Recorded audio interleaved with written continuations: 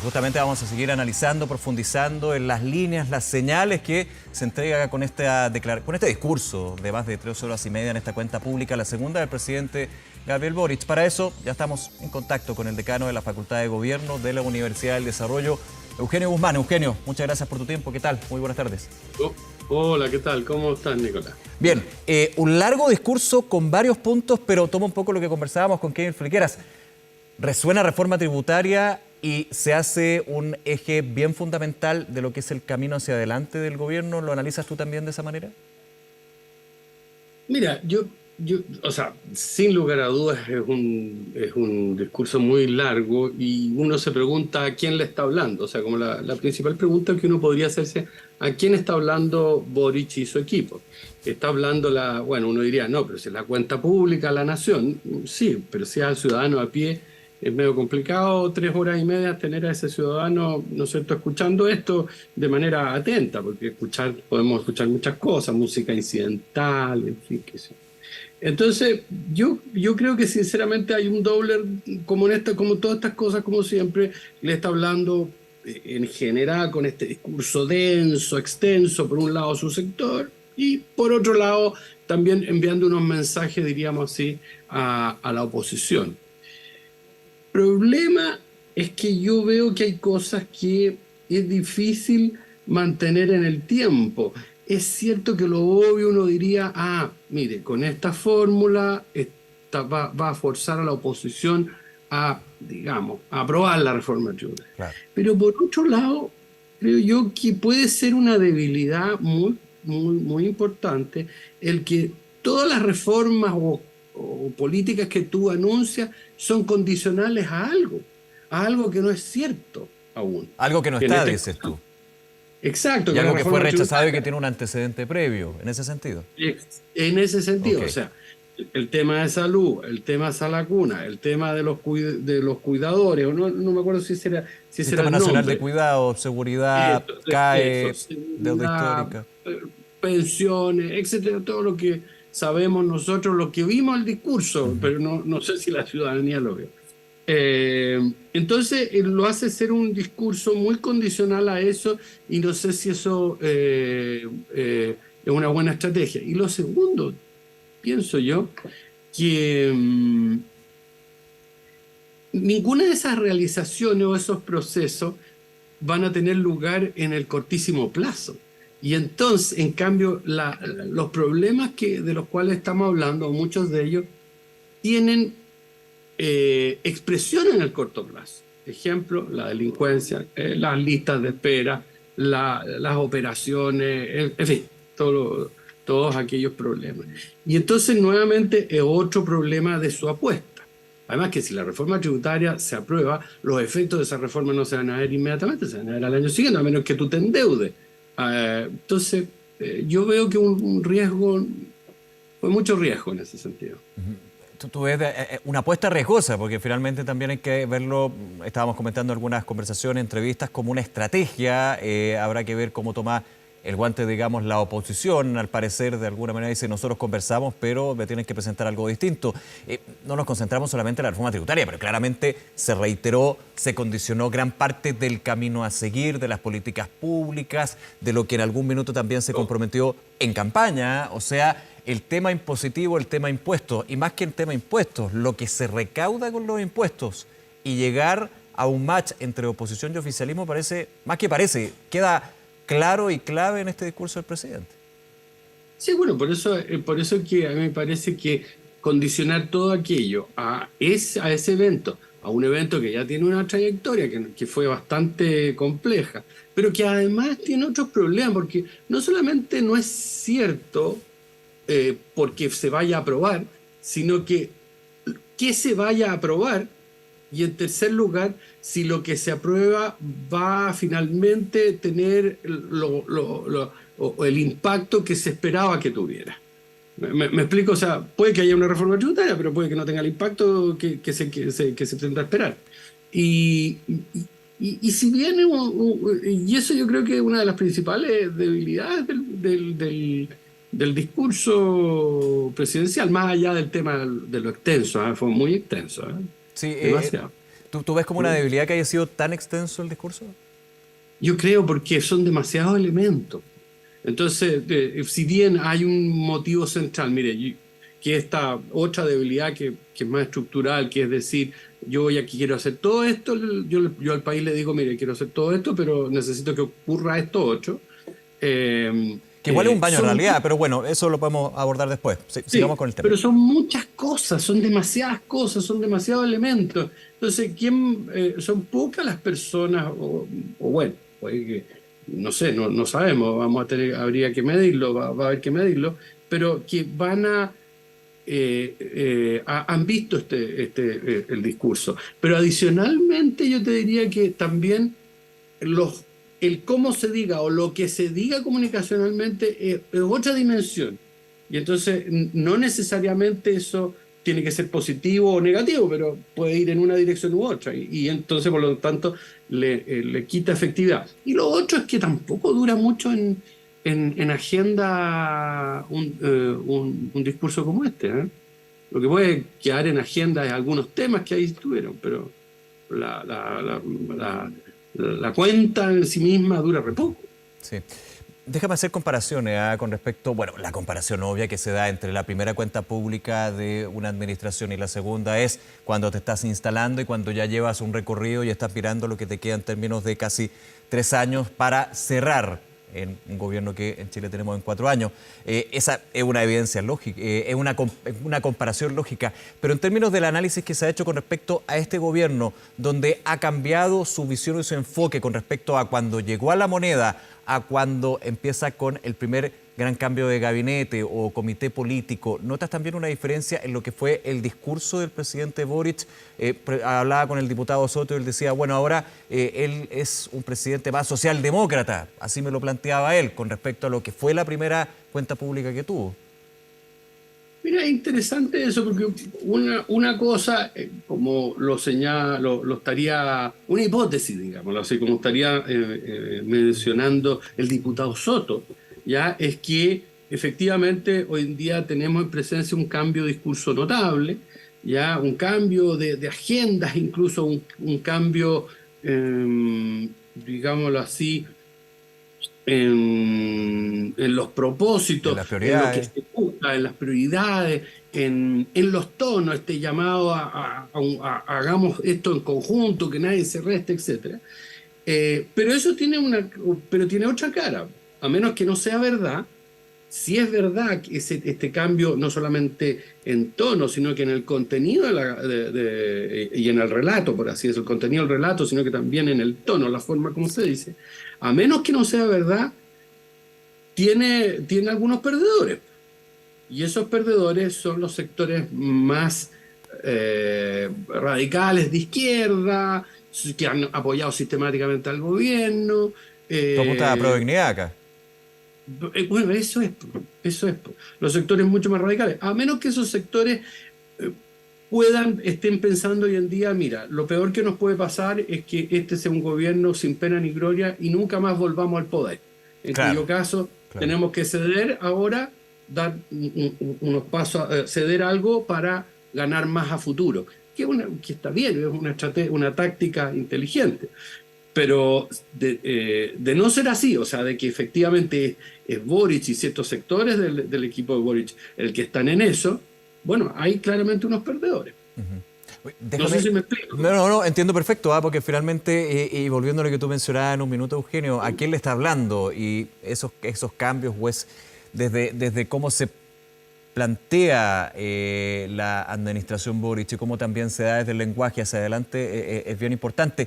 Y te hago la pregunta y sumo otro elemento. Muchos dirían, bueno, ¿qué tiene que ver? Tiene bastante que ver los 2 procesos eleccionarios que ha tenido que vivir esta presidencia. En términos del proceso constitucional hubo también alusión, de hecho hay una autocrítica que hace el presidente, que ya la ha hecho, hay que decirlo, con respecto a lo que fue la convención constitucional, pero los resultados, y especialmente el último, el de la conformación del Consejo Constitucional, donde hay una gran victoria del Partido Republicano, me imagino que también tienen algún efecto en este planteamiento que tú mencionas.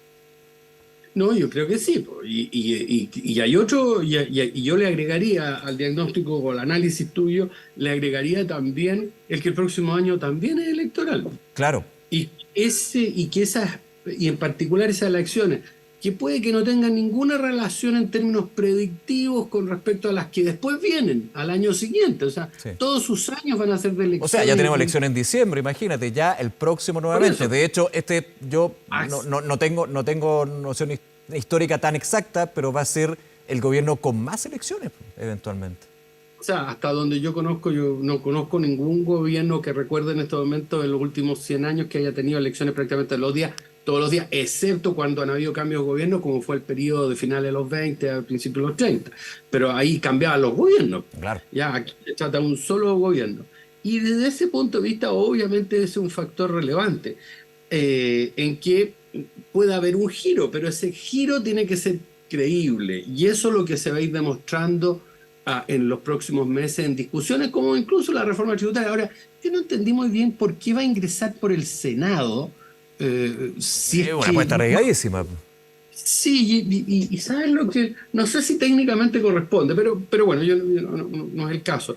Pero como te digo, yo creo que el gran desafío es demostrar este giro. Ahora, una cosa que uno echaba de menos en el discurso es que no se nombra la palabra crecimiento. Entonces, si tú quieres, no sé, pues, generar 50.000 empleos, si tú quieres hacer una reforma tributaria, si tú quieres... Claro, ¿no es se habla de cierto?, sostenibilidad económica y responsabilidad fiscal. claro, pero para eso tienes que crecer. Entonces, ahí hay otro tema que probablemente desde la oposición o dentro de ciertos sectores va a ser bastante crítica al discurso, más allá de si uno está de acuerdo o no con que esté la palabra crecimiento, pero sí probablemente va a ser un centro de crítica. Ujú. En ese sentido, déjame ir a otro punto bien importante de este discurso, a el de seguridad. Importante porque claramente en lo que es seguridad propiamente tal, se ha visto también un giro del gobierno a atender una urgencia, un tema contingente, como no, y que la ciudadanía solicita, exige y obliga justamente a hacer un cambio con respecto a lo que, vuelvo al punto, lo que fue la primera cuenta pública a esta. ¿Cómo se evalúa también? Porque aquí se hace una revisión de lo que se ha hecho, del buscar acuerdos también, el fast track legislativo, aludiendo también al presidente del Senado, por ejemplo. Es bien relevante este punto en particular y qué se puede, no rescatar, digamos, pero sí sacar y destacar de este mensaje. Mira, no, yo creo que es un giro notable, o sea, claramente, incluso si uno ve el discurso, lo señala como uno de los ejes Uno de los tres ejes, sí. de los tres ejes, ¿no es cierto? Entonces, desde ese punto de vista, yo creo que hay una búsqueda de tener sintonía por una parte. Está un intento no solamente de tener sintonía, sino que además, bueno, es otra forma de sintonía en general, pero siempre todo esto es sintonía fina con la opinión pública, pero otra forma de verlo es responder a lo que fue este tema durante el último plebiscito del 7 de mayo, que fue uno de los temas, no sé si el único, no me atrevería a ser el único, pero el gran muchísimo. tema que claro, que influyó en el rechazo. Y lo tercero, yo creo que para el gobierno es muy importante, ¿no es cierto?, avanzar de contener o más bien dicho, evitar que los sectores de oposición, particularmente derecha, acaparen una temática de tanta profundidad, que hoy día no solamente es delincuencia común, lo que clásicamente vemos de robo, sino que es narcotráfico y crimen organizado. Crimen organizado. Entonces yo creo que en ese sentido, yo creo que ese era el propósito. Sí, de hecho, déjame poner un punto también, ahora también me acuerdo de eso. Cuando hablas de seguridad y va anunciando lo que se ha hecho y la búsqueda también de cuál es la línea que tiene el gobierno con respecto a este tema, también no siempre hay que despejar el 100%, pero habla de la política nacional de migración, habla del tema migratorio, habla de la situación del norte, en línea también con lo que se ha hecho desde el Ministerio del Interior, la ministra Carolina Toá, el subsecretario Monsalve. O sea, se incorpora también este punto que uno diría anteriormente no había estado, razón obvia evidentemente. Vuelvo al tema, migración a seguridad, no es que todo el tema de inseguridad vaya por la migración irregular, pero evidentemente hay un factor ahí que es relevante y catalizador. Sí, y en algún momento él habla de orden. creo, ¿ah? De hacer bien las cosas, y que van en esta dirección. Claro, tú dices como Ahora, la casa ordenada que se hablaba en el gobierno anterior. me pareció algo semejante, algo similar. Ya, Habría que revisarlo nuevamente, lógico, pero ¿no? prefiero leerlo a Sí, lógico, escuchar. igual, igual. Muy terrible. Ya, no, no terrible en un sentido, pero bien duro escuchar 3 horas y media, ¿no? Sobre todo a mi edad. Pero fíjate que desde ese punto de vista, claro, ese es otro ejemplo en la misma dirección de ir dando ciertas señales también o establecer ciertos puentes o simplemente evitar que esos temas sean solo de la centro derecha o de la derecha. ¿Ya? Creo yo que ahí hay un intento claro para poder contener o sea, al menos administrar esa situación, gestionarla.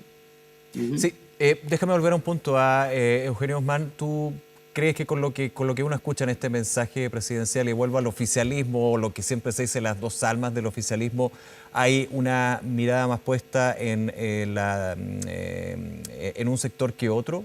Más que a dignidad el socialismo democrático, por ejemplo, más en esa línea, porque a ver, también en otros puntos hay un mensaje directo a las filas originales o originarias, digamos, del gobierno, lo que tiene que ver con demandas sociales, con la situación, vamos a hablarte de eso, de los 50 años de la conmemoración del golpe de Estado, del inicio de la dictadura, por ejemplo, que comparte también la izquierda en general, ¿no? Es evidente.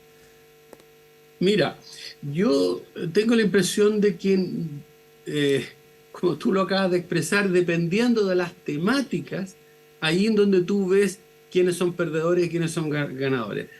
A modo de ejemplo, el último que veíamos en el tema de seguridad o el tema, no sé, a propósito de las palabras del diputado Soto, ¿no es cierto?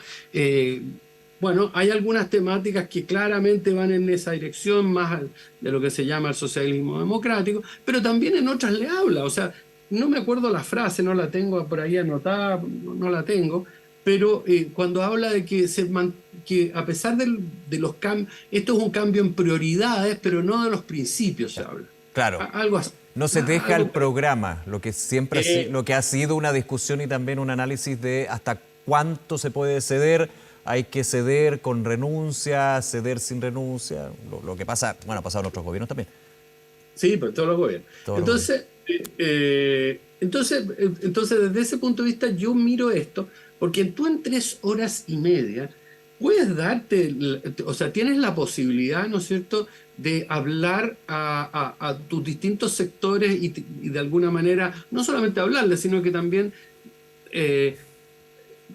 llamémoslo así, que no se malentienda, pero no es una dádiva, pero de alguna manera entregarle alguna de las banderas a unos y en el caso de otros también. ¿Ya? Y eso es un zigzagueo, a mí me parece permanente, dependiendo de las temáticas, en Que es función la de las realidad que temáticas. tiene el gobierno finalmente con dos fuerzas políticas que tratan de unirse, pero finalmente en ciertos temas más bien se separan, y eso es bastante evidente. O sea, en Bueno, eso sería bastante lógico esa, no quiero decir jugada, pero es así, ese correcto caminar, digamos, del presidente. Quizás la frase dejar todos contentos no es correcta, pero sí desde el punto de vista de ver la diversidad que existe en el oficialismo, ¿no?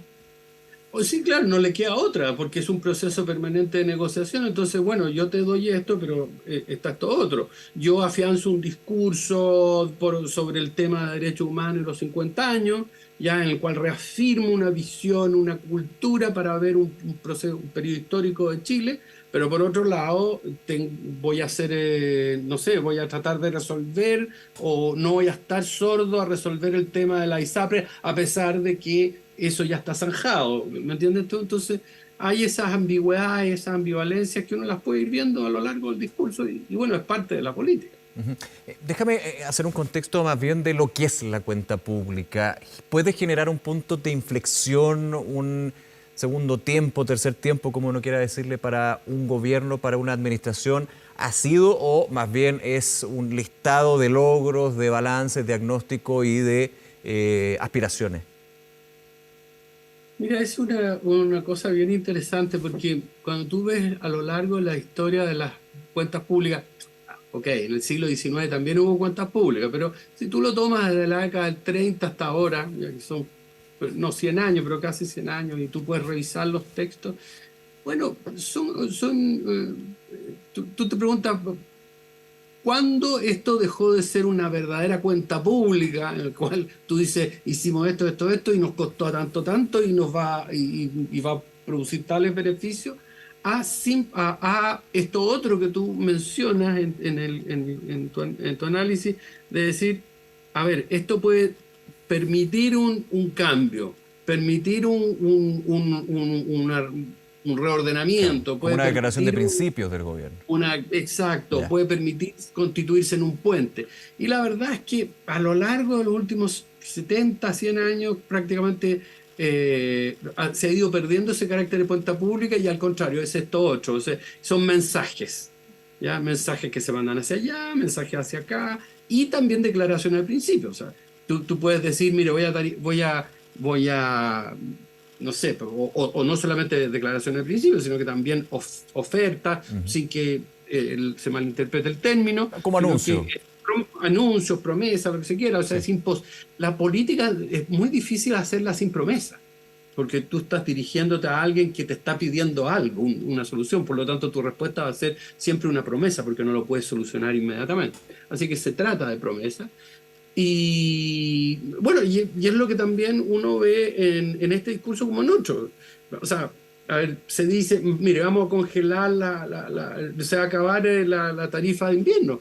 Sí, sí, está muy bien, pero eso va a significar, es un mecanismo de control de precios que también probablemente va a ser criticado desde ciertos sectores de oposición, ¿ya? Porque es muy parecido a lo que ha pasado, ¿no es cierto?, en otras latitudes con el gas y el petróleo, etc. Entonces, por ejemplo, ahí tú tienes un Entiendo, sí. caso. ¿Ya? ¿Ya? Eugenio Guzmán, muchísimas gracias por acompañarnos, por analizar parte de lo que es este mensaje presidencial en la cuenta pública. Gracias, Eugenio. Que tengas buena tarde. Gracias, que les vaya muy bien. Placer, muchas gracias Adiós. por acompañarnos.